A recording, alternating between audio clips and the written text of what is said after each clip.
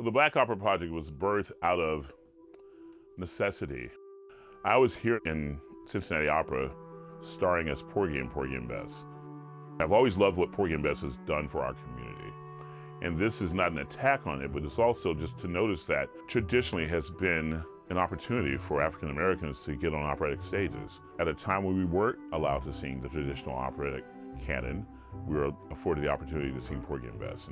But as proud as I was to do that, with all the greats that have gone before me, that I honor and treasure, it bothered me that that was the only thing that was considered a Black opera. It wasn't even composed by a Black person, but it's what we had. And we had a meeting to discuss how we all felt about being on this stage and being in this production. And I raised a question, and it was basically, when are we gonna have something in the operatic world that has the same impact on the opera world that Black Panther had on the movie industry? And that's the idea that kind of started the ball rolling in the Black Opera Project. We're gonna do 3 operas in 3 consecutive seasons, composed by, directed by, libretto written by all African-American artists. The stage designs will be by African-American artists. The costuming will be designed by African-American artists. First one out of the gate is entitled Lalovavi, which stands for love in the language of Tut. This opera is really, it's an epic journey, and I don't use that word lightly because it is. We're going on a journey, post-apocalyptic world.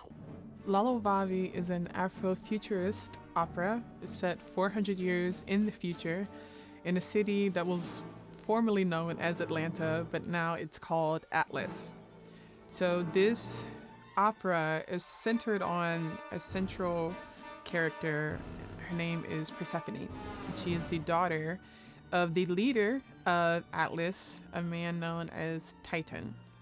And in Atlas, there is a caste system, and power and wealth is divvied out based on one factor. It's a genetic code known as the Syndica gene. And the more Syndica you have, the higher in Atlas's society you are.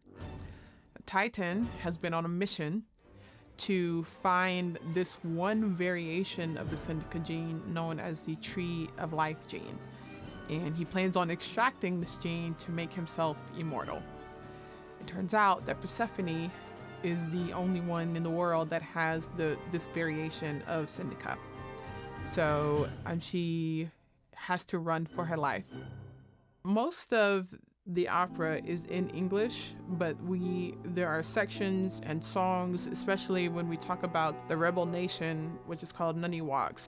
Tut is their language. Tut is a living language. It's indigenous to Black American slaves in the Deep South. So this language was a secret language, and it was a code used to teach enslaved people how to speak English and how to read and write English at a time where that was illegal.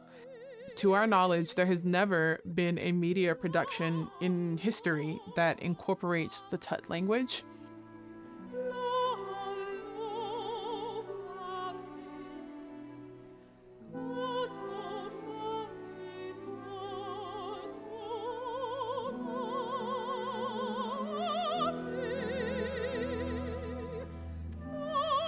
In our story, there is a resistance movement that is pushing up against the Atlas regime, and this is exactly how Tut was used to push against enslavement.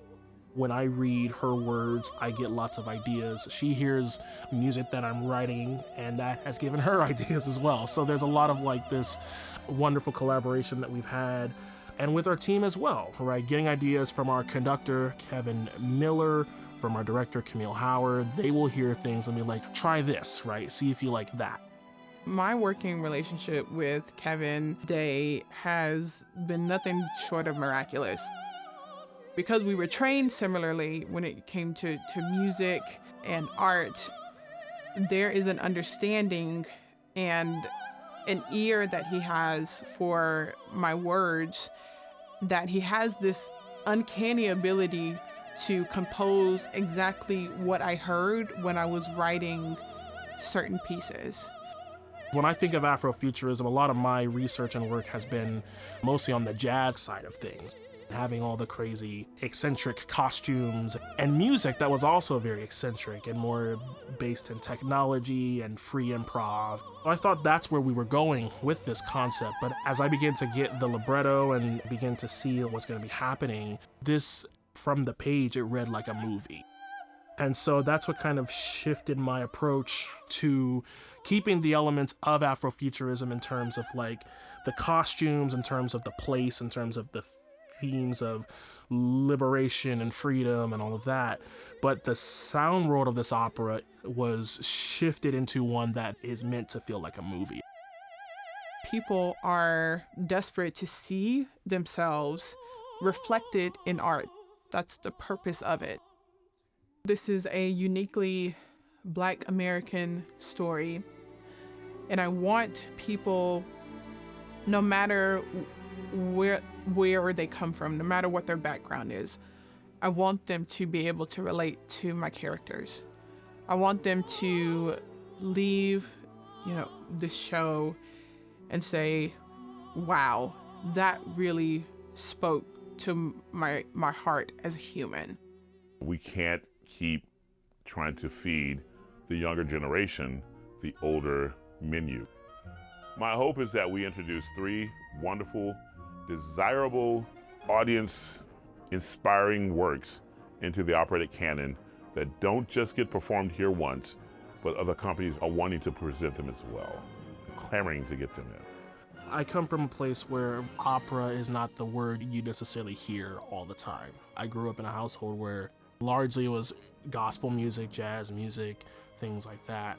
Opera is an art form for a lot of people that have not yet really had a chance to hear or to be able to experience in an impactful way. And so I think it's a chance, as we're pushing the boundaries of the medium, as we're writing these new works, to bring people who would not necessarily go to an opera concert normally to feel welcomed to come into this place again for like 3 hours to hear something they have never heard before.